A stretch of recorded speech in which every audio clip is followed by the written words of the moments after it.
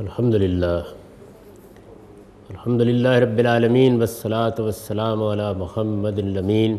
اعوذ باللہ من الشیطان الرجیم بسم اللہ الرحمن الرحیم۔ خواتین و حضرات، یہ سورہ بقرہ کی آیت 188 ہے جس سے ہم درس کی ابتدا کر رہے ہیں۔ یہ سارا باب شریعت کے احکام کا باب ہے۔ اس میں اس سے پہلے روزہ تفصیل کے ساتھ زیر بحث رہ چکا ہے، اور میں نے یہ عرض کیا تھا کہ روزے کا حکم یہاں سے پیدا ہوا کہ جب اللہ تعالیٰ نے جان اور مال کی حرمت کے بارے میں ہدایات دیں تو ساتھ ہی یہ بتا دیا کہ ان ہدایات پر وہی لوگ عمل کر سکیں گے جو اللہ سے ڈرنے والے ہیں۔ اور پھر یہ بات کہ اگر اللہ کا ڈر انسان کے اندر پیدا ہو جائے، اور اللہ کے ڈر کے معنی یہ ہے کہ اس کے حضور میں جواب دہی کا احساس آدمی کے اندر پیدا ہو جائے، تو وہ اللہ کے احکام کی صحیح معنی میں پابندی کر سکتا ہے۔ اسی کو بنیاد بنا کر یہ بتایا گیا کہ روزہ اس تقوی اور اس ڈر اور اس احساس ذمہ داری کو پیدا کرنے کے لیے تمہاری تربیت کرتا ہے۔ اب اسی بات کو آگے بڑھاتے ہوئے پھر بعض اور ہدایات دی جا رہی ہیں۔ فرمایا ہے وَلَا تَأْكُلُوا أَمْوَالَكُمْ بَيْنَكُمْ بِالْبَاطِلِ، یعنی یہ جو تمہیں تقوی کی تعلیم دی گئی ہے، اسی کا تقاضا ہے کہ آپس میں ایک دوسرے کے مال ناحق نہ کھاؤ۔ یہ قرآن مجید کی ایک بنیادی ہدایت ہے، اور اگر یہ کہا جائے کہ معیشت سے متعلق انسان جتنے گناہ کرتا ہے وہ سب اس ایک حکم میں سمٹ آئے ہیں، تو یہ بالکل درست ہوگا۔ یعنی اللہ تعالیٰ نے جو انسان کو اس دنیا کے اندر اختیار اور ارادہ دیا ہے، اس کو استعمال کر کے وہ جس طریقے سے اپنے لیے خیر پیدا کر سکتا ہے، اسی طرح دوسروں کے لیے اس کے اقدامات شر پیدا کرنے کا باعث بھی بنتے ہیں۔ اس میں ایک بڑی چیز یہ ہے کہ مال حاصل کرنے کے لیے آدمی ناحق طریقے اختیار کرے۔ اس میں جو باطل کا لفظ استعمال کیا ہے یہ بہت جامع لفظ ہے۔ اس کا مطلب یہ ہے کہ ہر وہ طریقہ جو سچائی کے خلاف ہے، جو دیانت کے خلاف ہے، جو عدل کے خلاف ہے، جو معروف کے خلاف ہے، جو انصاف کے خلاف ہے، اس طریقے سے آدمی کو مال حاصل نہیں کرنا چاہیے۔ اتنی ہی بات کہہ کر پوری بات کیوں کہہ دی گئی ہے؟ اس کی وجہ یہ ہے کہ یہ ساری چیزیں انسانوں کے نزدیک بالکل مسلمہ ہیں۔ قرآن مجید نے اس کے لیے باطل کی تعبیر، ایک جامع تعبیر اس لیے اختیار کی کہ وہ تمام چیزیں اس کے اندر آ جائیں جن کو انسان ناحق سمجھتا ہے۔ باطل کا ترجمہ اب اگر سادہ لفظوں میں کریں تو مطلب یہ ہے کہ ناحق طریقے سے نہ کھاؤ۔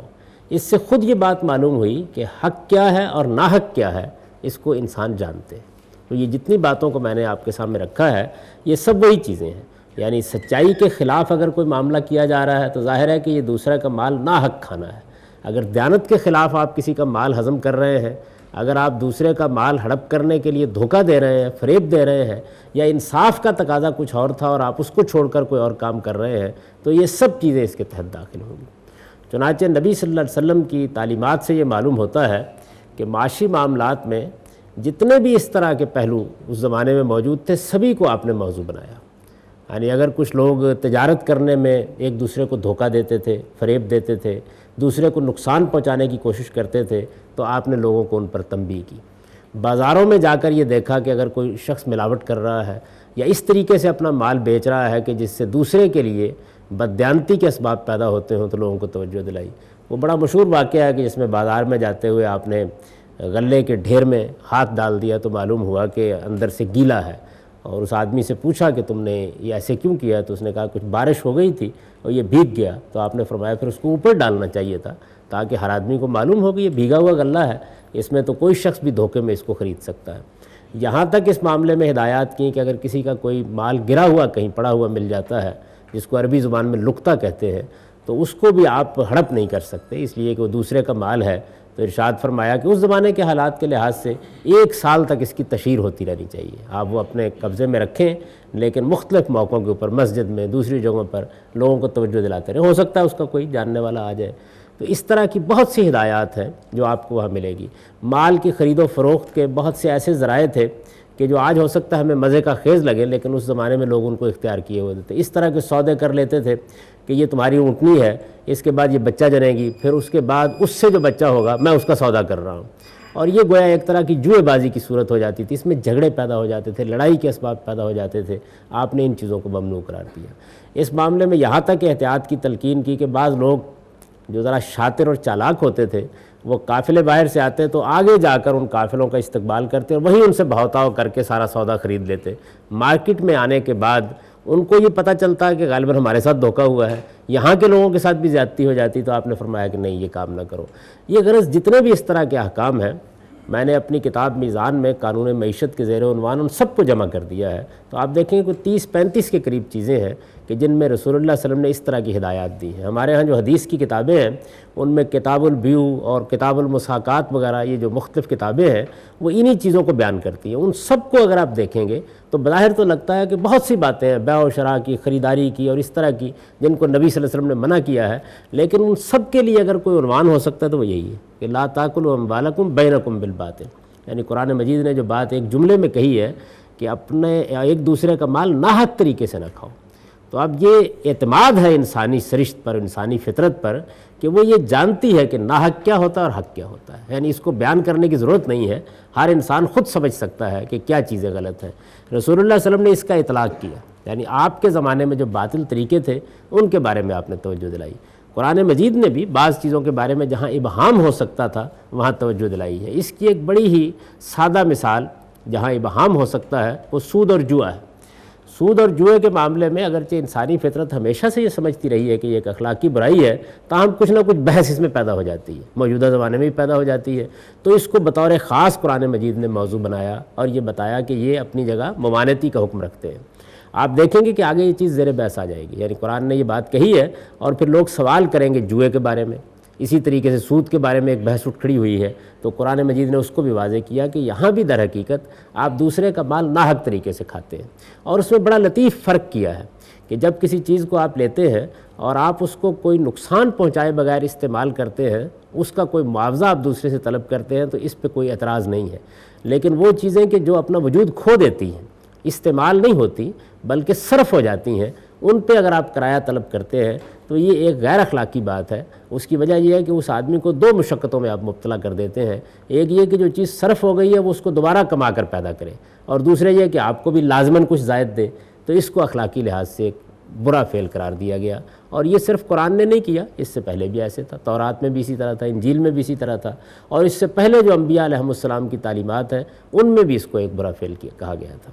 اس سے یہ بات بھی معلوم ہوتی ہے کہ اس طرح کی جتنی چیزیں ہیں یہ در حقیقت کس اصول پر زیر بحث آتی ہیں؟ اس اصول پر زیر بحث آتی ہیں کہ ان میں اخلاقی قباحت ہے،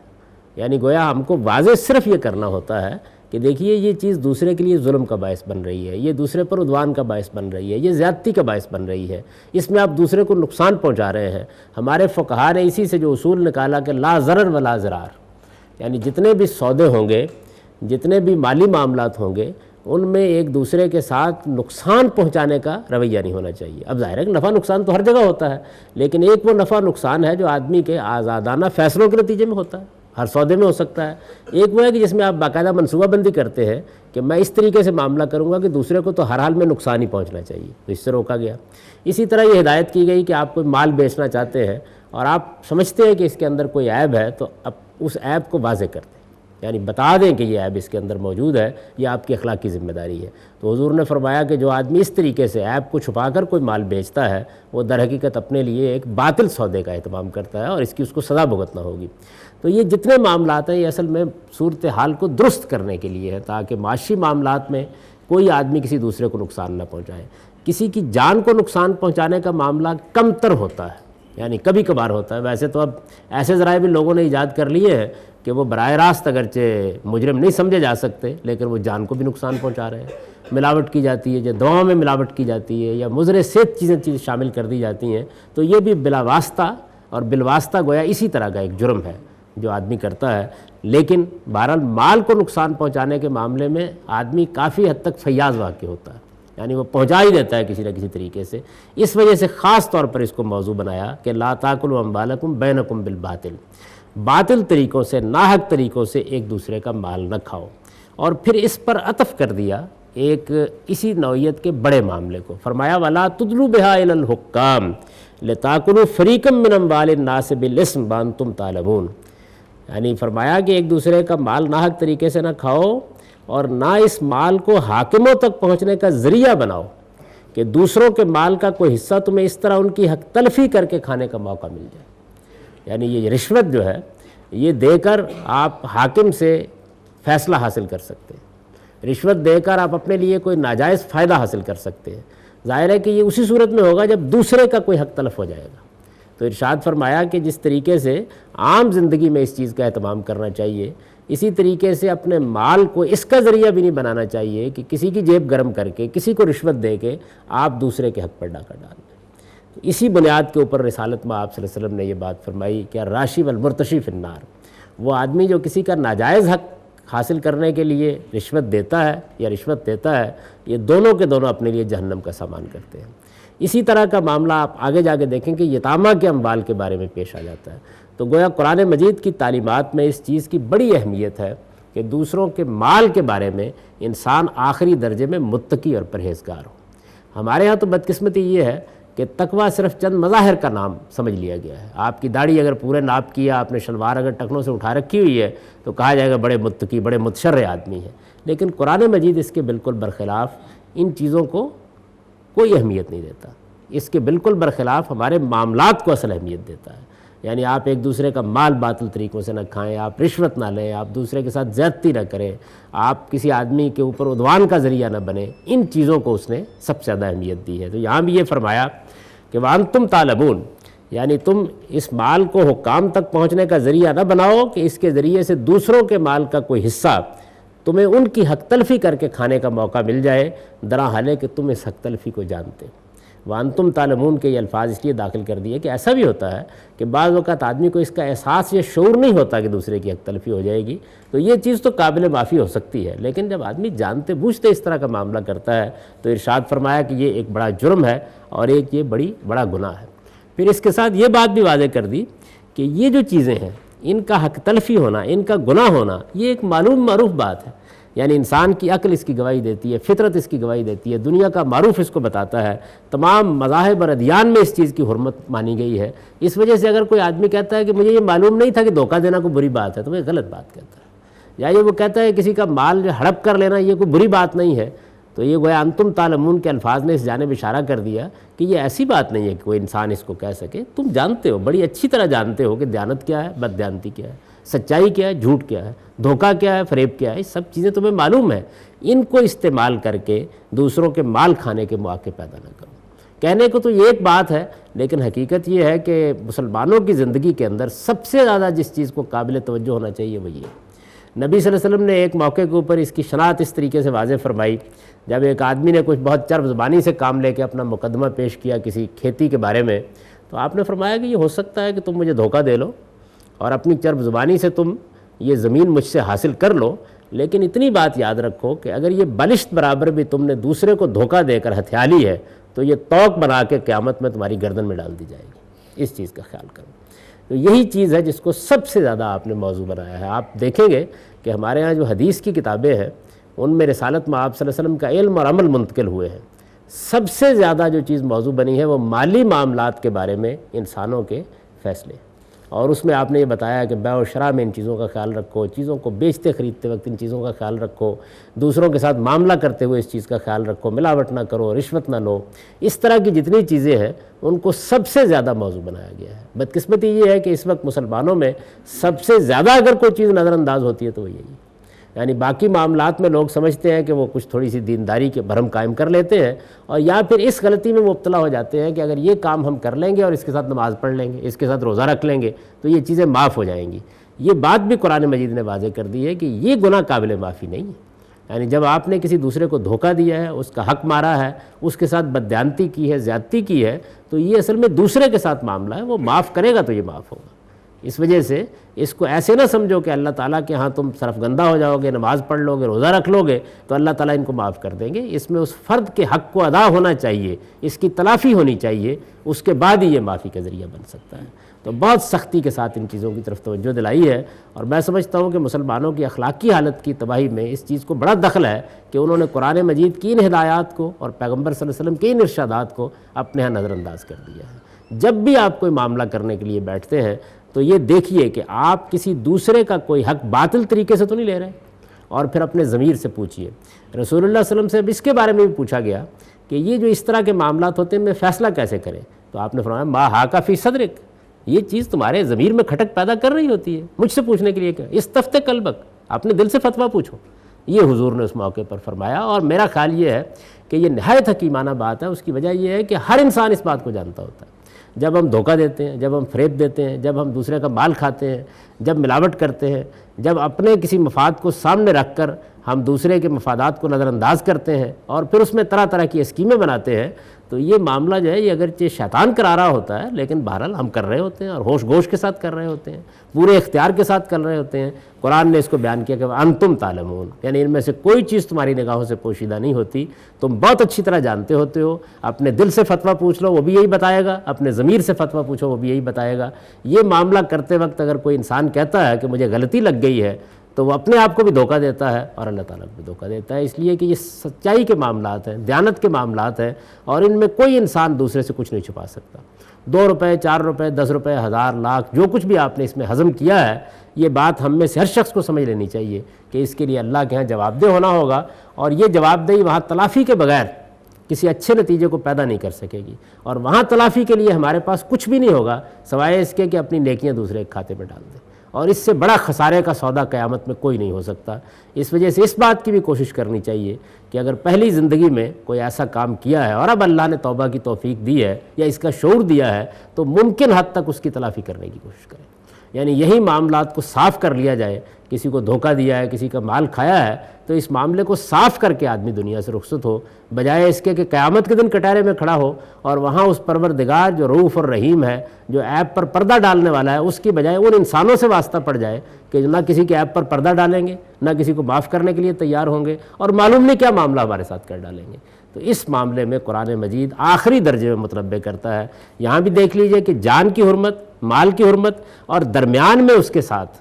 روزے کے بارے میں احکام دیے گئے تاکہ اللہ تعالیٰ کا تقوی انسان میں پیدا ہو جائے، اور فوراً بعد جو بات آئی وہ یہ ہے کہ وَلَا تَأْكُلُوا أَمْوَالَكُمْ بَيْنَكُمْ بِالْبَاطِلِ، یعنی یہ اسی تقوی کا تقاضا ہے کہ آپس میں ناحق ایک دوسرے کے بال نہ کھاؤ۔ وَتُدْلُوا بِهَا إِلَى الْحُكَّامِ لِتَأْكُلُوا فَرِيقًا مِّنْ أَمْوَالِ النَّاسِ بِالْإِثْمِ، اور نہ اسے حاکموں تک پہنچنے کا ذریعہ بناؤ کہ دوسروں کے مال کا کوئی حصہ تمہیں اس طرح ان کی حق تلفی کر کے کھانے کا موقع مل جائے۔ وَأَنْتُمْ تَعْلَمُونَ، درا حال ہے کہ تم اس حق تلفی کو جانتے ہو، تمہیں معلوم ہے کہ یہ تم کیا کر رہے ہو۔ یسألونک عن الأہلہ قل ہی مواقیت للناس والحج۔ اب یہ ہوا ہے کہ جیسے ہی سورہ یہاں تک پہنچی ہے تو سلسلہ بیان کو روک کر لوگوں نے سوال پوچھا، اور یہ سوال پوچھنے کی جو وجہ بنی ہے وہ یہ ہے کہ قرآن مجید جس طریقے سے بات کو آگے بڑھا رہا ہے اس میں ظاہر بات ہے کہ اب کچھ معاملات مسلمانوں کو اس وقت کی صورتحال میں درپیش ہے۔ شریعت کا باب شروع ہوا ہے، احکام کا باب شروع ہوا ہے، تو یہ سوال پیدا ہو گیا ہے کہ لوگ فطری طور پر یہ چاہتے ہیں کہ اب ہماری ریاست بن گئی ہے، ہمارا ایک محکم نظام قائم ہو گیا ہے، ہم حج کے لیے نکلیں۔ ظاہر ہے کہ جس طرح کی محبت، جیسا تعلق حرم کے ساتھ اب بھی مسلمانوں کا ہے، اور اس وقت تو ان کو گویا اس سے الگ کر دیا گیا تھا، یہ مکئی کے لوگ تھے اور وہاں آگے ہوئے تھے، تو بات کو درمیان میں روک کر حرام مہینوں کے بارے میں سوال پوچھا گیا ہے، اور حرام مہینوں کے بارے میں سوال پوچھنے کی وجہ کیا ہوئی ہے وہ آگے مزید واضح ہو جائے گی، یعنی سبب کیا بنا ہے اس کا۔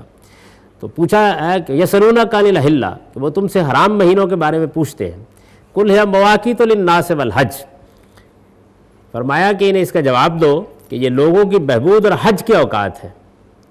اب ظاہر ہے کہ یہ بات کیوں کہی گئی ہے، وہ مقصد یہ ہے کہ یہ جو حرام مہینے ہیں ان کی حرمت اسی طرح قائم رکھی جائے گی۔ عربوں کے ہاں یہ معلوم ہے کہ پہلے سے دین ابراہیمی کی روایت کے تحت یہ بات چلی آ رہی تھی کہ 12 مہینے تو جیسے ہیں ان میں سے 4 کو حرمت حاصل ہے، اور اس حرمت کی وجہ اصل میں بیت اللہ کا حج تھا، یعنی 3 مہینے حج کے لیے خاص کر دیے گئے تھے، 1 مہینہ عمرے کے لیے خاص کر دیا گیا تھا، اور عمرے کا مہینہ ویسے بھی الگ ہے،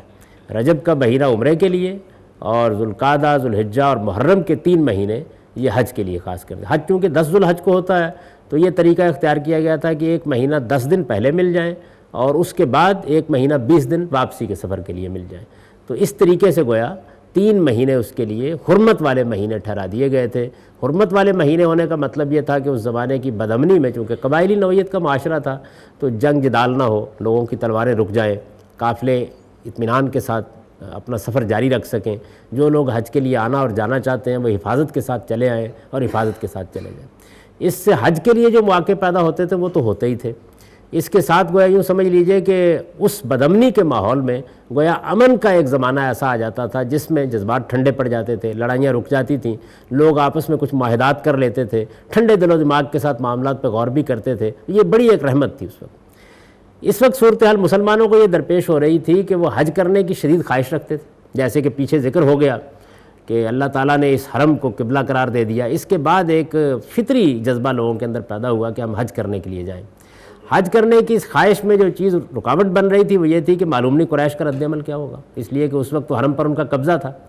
اور رد عمل جو کچھ بھی ہوگا تو مسلمان یہ محسوس کرتے تھے کہ وہ اس وقت اس رد عمل کا مقابلہ بھی کرنے کی پوزیشن میں، یعنی اگر وہ حرم میں جائیں گے حج کرنے کے لیے اور زیادتی کر کے ان کو روکا جائے گا تو وہ اس کا جواب دے سکتے ہیں، یہ وہ محسوس کرتے تھے۔ لیکن اب یہ سوال پیدا ہوتا تھا کہ اگر جواب دیتے ہیں تو یہ تو حرام مہینے ہوں گے،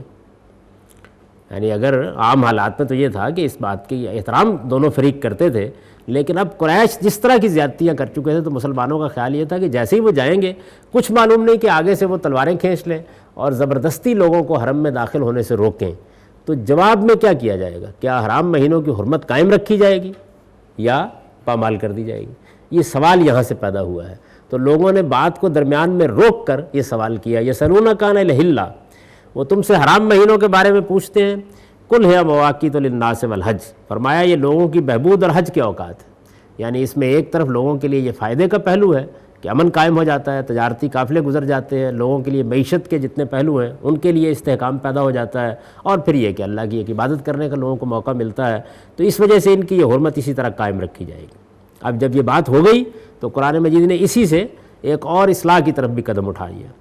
فرمایا وَلَيْسَ الْبِرُّ بِأَن تَأْتُوا الْبُيُوتَ مِن ظُهُورِهَا وَلَكِنَّ الْبِرَّ مَنِ اتَّقَىٰ وَآتُوا الْبُيُوتَ مِنْ أَبْوَابِهَا وَاتَّقُوا اللَّهَ لَعَلَّكُمْ تُفْلِحُونَ۔ فرمایا کہ اسی طرح یہ بات بھی جان لو، یعنی یہ سوال تم نے کیا ہے حرام مہینوں کے بارے میں، ہم نے جواب دے دیا، تو اس کے ساتھ یہ بات بھی جان لو کہ یہ بھی ہرگز کوئی نیکی نہیں ہے کہ احرام کی حالت میں اور حج سے واپسی پر تم گھروں کے پیچھے سے داخل ہوتے ہو۔ یہ معلوم ہوتا ہے کہ اس زمانے میں لوگ یہ خیال کرتے تھے کہ جب انہوں نے اب احرام باندھ لیا ہے تو کوئی ضرورت اگر پڑ گئی ہے گھر سے کوئی چیز لینے کی، تو احرام باندھ لینے کے بعد یہ کوئی اچھی بات نہیں ہے کہ اب آدمی اسی دروازے سے داخل ہو جس سے گناہوں کی پورٹ لے کے نکلا ہے۔ تو پھر عام طور پر داخل ہونا ہوتا تو چھوٹے گھر جیسے دیہات میں ہوتے ہیں پیچھے سے دیوار پلان کے آتے ہیں، یعنی جو گھر کا دروازہ ہے اس سے داخل نہ ہوتے۔ اس طرح کی بدعتیں بہت کچھ عام طور پر مذہبی لوگوں میں پیدا ہو جاتی ہیں۔ یہی معاملہ اس وقت ہوتا جب حج سے واپس آتے، وہاں بھی یہی جذبات ہوتے، تو یہ وہم غالباً محرک بنا اس کا کہ جن دروازوں سے گناہوں کا بوجھ لادے ہوئے نکلے ہیں پاک ہو جانے کے بعد انہی دروازوں سے دوبارہ نہیں داخل ہونا چاہیے۔ تو قرآن مجید نے فرمایا کہ یہ کوئی نیکی نہیں ہے، یعنی اس طرح کی چیزیں محض توہمات ہیں، ان کی کوئی حقیقت نہیں۔ وَاتُوا الْبُيُوتَ مِنْ أَبْوَابِهَا، آپ کو آنا ہے تو گھروں میں دروازوں ہی سے آئیں، اور اصل چیز کیا ہے وَاتَّقُوا اللَّهَ لَعَلَّكُمْ تُفْلِحُونَ، اصل چیز اس طرح کی چیزیں نہیں ہے کہ اس دروازے سے داخل نہ ہو اور اس دروازے سے داخل ہو، اصل چیز اللہ کا تقوی ہے، اور اللہ سے ڈرو، اللہ کا تقوی اختیار کرو، لعلکم تفلحون، تاکہ تمہیں اس سے فلاح نصیب۔ اس سے یہ بات بھی واضح ہو جائے گی کہ یہ جو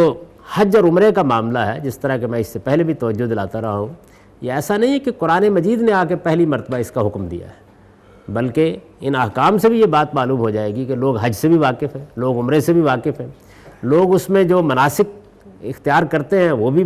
درست ہے، اور اس میں اگر کوئی بدعت انہوں نے ایجاد کر لی ہے تو ظاہر ہے کہ یہ بدعتیں اسی طریقے سے پیدا ہو جاتی ہیں جس طریقے سے ہمارے ہاں بھی مذہبی معاملات میں ہو جاتی ہیں۔ تو قرآن نے زیادہ تر انہی بدعتوں کو موضوع بنایا ہے، یعنی یا تو کوئی فقہی نوعیت کا سوال پیدا ہو گیا ہے اس کا قرآن نے جواب دیا ہے، یا اس طرح کی بدعتوں کو موضوع بنایا ہے۔ تو جیسے ہی سوال کیا گیا، ایک طرف حرام مہینوں کے بارے میں اللہ تعالیٰ نے صحیح موقف کو واضح فرمایا، اور دوسری طرف یہ بات بیان کر دی کہ اگر تم نے یہ بات پوچھی ہے تو یہ جو تمہارے ہاں ایک بدعت اس معاملے میں داخل ہو گئی ہوئی ہے اور تم نے ایک وہم اپنے اوپر طاری کر لیا ہوا ہے، اس کی کوئی حقیقت نہیں ہے۔ اصل نیکی یہ ہے کہ مناسک کے اندر بھی تقوی کی روح کار فرماؤ، یعنی خدا کا ڈر، خدا کے حدود کی پیروی اصلی چیز یہ ہے، اور اس کو اصلی ہدف بننا چاہیے، اس کو اصلی نصب العین قرار پانا چاہیے، اس پر انسان کی توجہ ہونی چاہیے کہ وہ خدا سے کتنا ڈرنے والا ہے، اس کے اندر ذمہ داری کا احساس کتنا ہے، وہ اپنے رب کو راضی کرنا چاہتا ہے۔ یعنی یہ جو تقوی ہے یہ کیا چیز ہے؟ یہ در حقیقت حدود کا احساس ہے، ذمہ داری کا احساس ہے۔ عربی زبان کا ایک لفظ ہے لیکن اس کا صحیح مفہوم یہی ہے کہ آدمی یہ سمجھے کہ مجھے اللہ نے اختیار بھی دیا ہے، ارادہ بھی دیا ہے اور عقل بھی دی ہے، مجھے اس کے لحاظ سے اپنے آپ کو حدود کے اندر رکھ کر زندگی بسر کرنی ہے۔ تو بار بار قرآن مجید اس جانب توجہ دلاتا ہے کہ اصل چیز یہ ہے۔ اب ان آیات کا سادہ ترجمہ سن لیجئے۔ اور اسی تقوی کا تقاضا ہے کہ تم آپس میں ناحق ایک دوسرے کے مال نہ کھاؤ اور نہ اسے حاکموں تک پہنچنے کا ذریعہ بناؤ کہ دوسروں کے مال کا کوئی حصہ تمہیں اس طرح ان کی حق تلفی کر کے کھانے کا موقع مل جائے، درا حال ہے کہ تم اس حق تلفی کو جانتے ہو۔ وہ تم سے حرام مہینوں کے بارے میں پوچھتے ہیں، کہہ دو یہ لوگوں کی بہبود اور حج کے اوقات ہیں، اس لیے ان کی یہ حرمت اسی طرح قائم رکھی جائے گی۔ اور تم نے یہ سوال کیا ہے تو اب یہ بھی جان لو کہ یہ ہرگز کوئی نیکی نہیں ہے کہ احرام کی حالت میں اور حج سے واپسی پر تم گھروں کے پیچھے سے داخل ہوتے ہو، بلکہ نیکی تو اصل میں اس کی ہے جو تقوی اختیار کرے۔ اور یہ بھی کہ اب تم گھروں میں ان کے دروازوں ہی سے آؤ اور اللہ سے ڈرتے رہو تاکہ تمہیں فلاح نصیب ہو جائے۔ اقول قولی ھذا واستغفر اللہ لی